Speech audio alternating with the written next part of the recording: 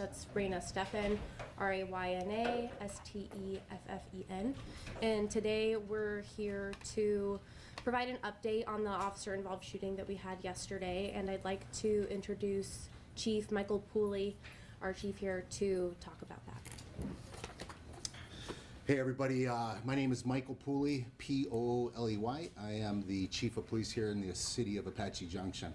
I've been the chief for about 3.5 years, and it has been an absolute honor to be here in this amazing city. I'm surrounded here with some of our city council, our mayor, our county attorney, Brad Miller, so we appreciate the support. So I wanted to get this together because we wanted to release the information of our officer. I'll do that right now. His name is Officer Gabriel Facio. He's been a Apache Junction police officer for about almost 4 years. It'll be 4 years in September. Prior to that, he worked for the city of Phoenix. He went through the Phoenix Police Academy and served a short time over there before he came and joined our department here. And I'll get more about Officer Facio here in just a second. Just to recap what happened yesterday, about 9:20 in the morning, we got a call reference a road rage situation where there was an individual that was brandishing a firearm, driving a white Tesla. They were going down Ironwood towards Elliott. When that call came out, we had an officer that was doing traffic enforcement in that area, located the vehicle and initiated a traffic stop. When they got the vehicle stopped, when that officer got the vehicle stopped, the individual, who's identified as Roger Nunez, he's a 37-year-old male, he was compliant. Mr. Nunez was compliant, showed no signs of aggression whatsoever. Our officer asked him to step out of the vehicle. At that point, Mr. Nunez grabbed a firearm out of his Tesla. He used some code to get into the glove box and got it open, pulled the handgun out, and got out of the vehicle with the handgun and started to walk away from the officer. The officer asked him to stop, tried to get him to comply. He refused. He did say at some point that he wanted the officer to shoot him, and at that point it was kind of like a suicide by cop. We followed that individual for about a mile on foot, trying to get him to stop. We used officers that came in. They used less lethal or a pepper ball gun to try to stop him, to get him to comply. It had no effect on him whatsoever. It got to a point where he stopped, and in the neighborhood off of Radiance, the new subdivision down there, the D.R. Horton homes, and at that point he, out of a quick move, pulled that firearm up, and it was 1 in a million shots, fired 4 rounds, striking Officer Gabriel Facio in the face. He went down immediately, and other officers returned fire, striking Mr. Nunez. Mr. Nunez went down. Shoot, sorry.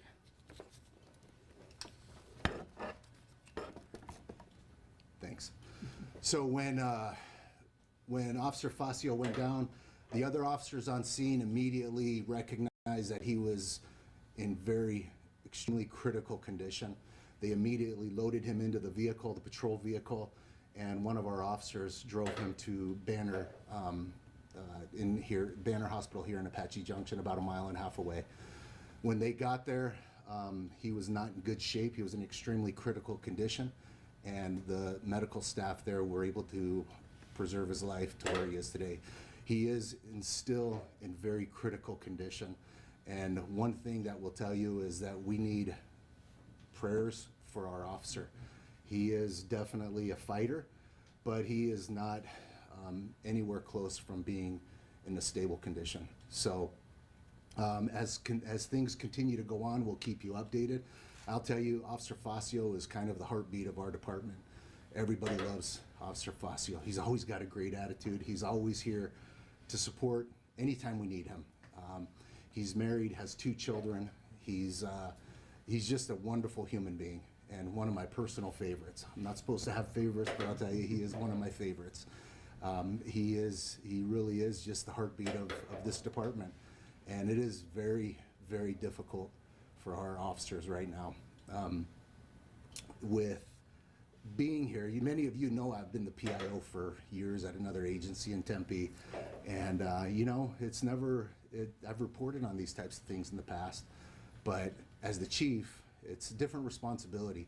And for me to see one of my officers and visiting with him and his family at the hospital, it is heartbreaking to see one of your strong, tough officers in a very dire situation. So again, we ask for prayers and comfort for the family, support from the community. If there's anything that we need, we know that we have a community that supports us, and we really do appreciate that. So that being said, I'll answer any questions. Chief Floyd, Kenzie Beach with Fox 10. Can you speak to, men and women like your department across the whole valley put their lives on the line every day. Can you speak to these types of attacks that we're seeing an increase of and what it does to an entire department? Yes, so the question was to speak to these types of violent acts towards law enforcement. We are seeing an increase in these types of acts, aggression towards law enforcement. It's unacceptable. It's something that our officers, we talk about on a daily basis and we prepare ourselves for. We know that the 99% of the community supports us and they're compliant, and that they do everything they can to be there for us when we need them. But there is a contingent that they don't care what uniform you have. They don't care your role, your responsibility, and they take any type of aggression that we've seen, just like we saw yesterday. Like I said, Officer Facio is a good man. He's a family man. He's a husband and a father. He wants nothing but the best for the city of Apache Junction and the entire state of Arizona. And when you go up, we don't know what's going to happen each day with our officers. We don't. We know that they're going out into an area where there is dangerous individuals like we encountered yesterday. Chief, AZ Family News here. I'm Stephanie Gray. Can you talk about the suspect, and can you talk about if this person had any warrants out? What's his criminal background? Can you talk about just all of his background if you have it, and then, would this considered also a mental health call if he went in to grab his gun out of his car? Yes, so thank you. The question was to give some more information about the suspect. Roger Nunez, he's 37 years old. Chief, I believe it's Robert Nunez. Robert Nunez, we'll confirm that. Robert Nunez, he is, there's very limited criminal history. It was something where there was not a lot that this guy was on our radar for anything. And again, it's one of those things that's part of the investigation to see if this is something that there were signs that there were people that could have understood and jumped in before it got to this moment. Right now, there's no indication of anything. So we're trying to figure that part out, and we're trying to really put those things together. Was the gun registered in his name? Was he a concealed carry? No. So that brings up a good point. Hey, Chris, can you hold that door open so it stops making that noise? It makes that noise because of people who are in motion. Even if it's open? Even if it's open. Okay, sorry guys. So just so you know, the gun that was located was a ghost gun. A ghost gun is a gun that is unmarked. It has no serial numbers. That's part of the investigation that Mesa Police Department is going to be doing, is where did that gun come from. He was not a prohibited possessor. He was not anything to indicate that he was a violent felon or anything. But we do know that he was not in his right state of mind yesterday, especially when he made the decision to fire at our officers. Is he an Apache Junction resident? He is. He did live in the new community down south. Yes. So what are next steps for the officers that were there on scene? Obviously those who fired, how many shots were fired by officers? Will they be on administrative leave? And then for those that witnessed this, are there resources for them? Thank you. So the question was what the other officers that were involved. We did have 4 other officers that fired their firearm. Those officers are all going to be on paid administrative leave. That's normal process. I was with them. They were all at the hospital today.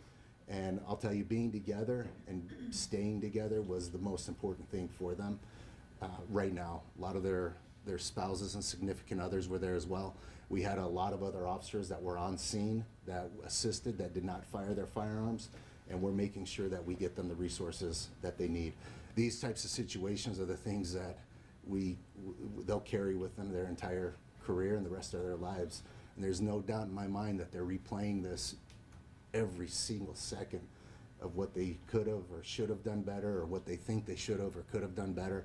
But we're not here to talk about that right now. We are just here to show our support for them and to let them know that we're here to stand with them.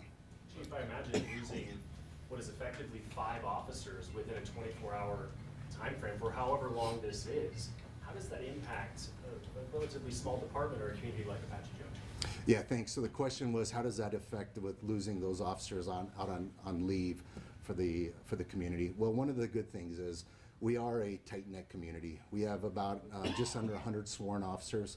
We're a total staff of about 150 here in the city of Apache Junction Police Department. We know everybody. We have this building, so everybody knows everybody. We know everybody's business. We just very tight-knit. One of the things that we also are in law enforcement, our entire East Valley and the Valley of Police Department and law enforcement agencies are very supportive. Other agencies have reached out to us asking if we need coverage. They're willing to cover. You know, being certified in the state of Arizona allows you to work in another city, and we may have to take them up on that. We are monitoring our operations. We're monitoring calls for service and making sure that the residents of a city of Apache Junction continue to have the excellent service that they get every single day. You know, I know that Mace is handling the investigation, exactly what happened, but you mentioned being with those other officers. It sounds like they did everything right, and I imagine you're fairly proud of how quickly they were able to respond to it. Yes, you know, thank you. The question was, or talking about how I feel towards our officers that were there. I am very proud of our officers. Anytime our officers go out on the street, you know, I'm a hugger. I give all my guys a hug as much as often as possible because you never know what's going to happen. I gave Officer Facio a hug last week, and not knowing that was going to be the last time I gave him a hug before this happened. Our officers train very hard for these types of situations. Luckily, we don't have a lot of violent crime in the city of Apache Junction, so this does shake us. It shakes our officers. It shakes the entire department and the entire community, which is why we have so many of our city council here, our county attorney, that show the support, because these things don't usually happen in our city. And I am proud of them. I'm very proud of them. And you know, we're going to learn from this too. Was it perfect? Who's to say? You know, but we are going to learn from it. We have to. Anytime that something like this happens, we think, how could we have done something differently? But I'll tell you, had those officers not reacted the way they did, Officer Facio would have lost his life yesterday on that street. There's no doubt in my mind. And I had met individually with each of those officers, and I let them know. And with tears in my eyes and tears in theirs, they appreciated knowing that they were able to save him for that at that point. But in closing, I just want to reiterate, Officer Facio is fighting for his life. There's no doubt about it. He is a fighter, but he is fighting for his life, which is why I'm coming before the community right now to just ask for any support for the family, for Officer Facio, and for the men and women of the Apache Junction Police Department and the entire community of Apache Junction.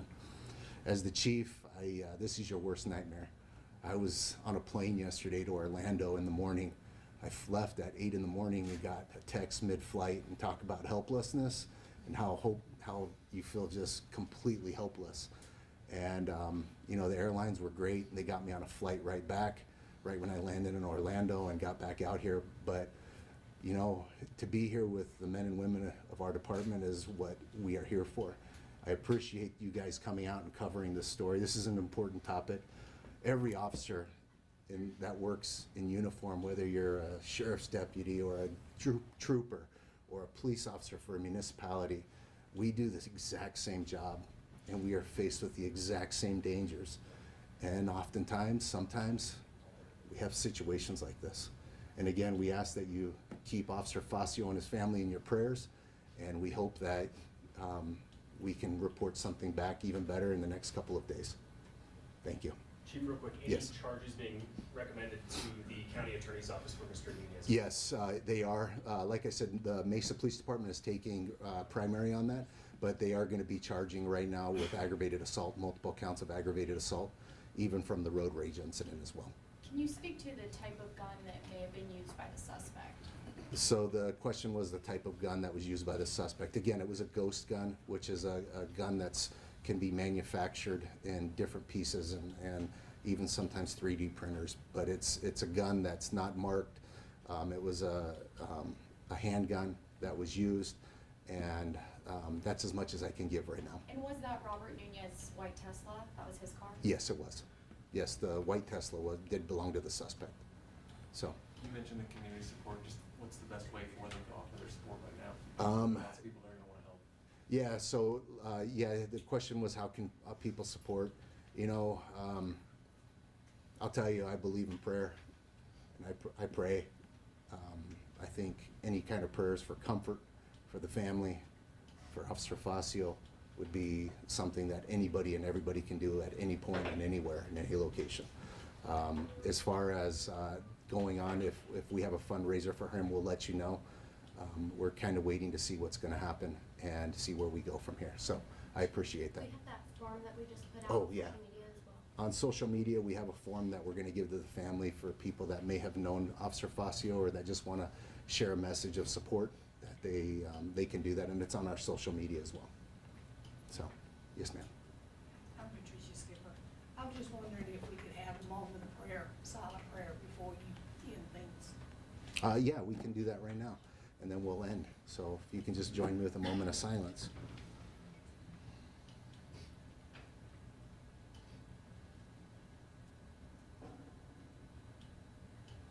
Thank you, everybody. I appreciate it. Thank you for coming out. All right? Thank you, sir. Thanks.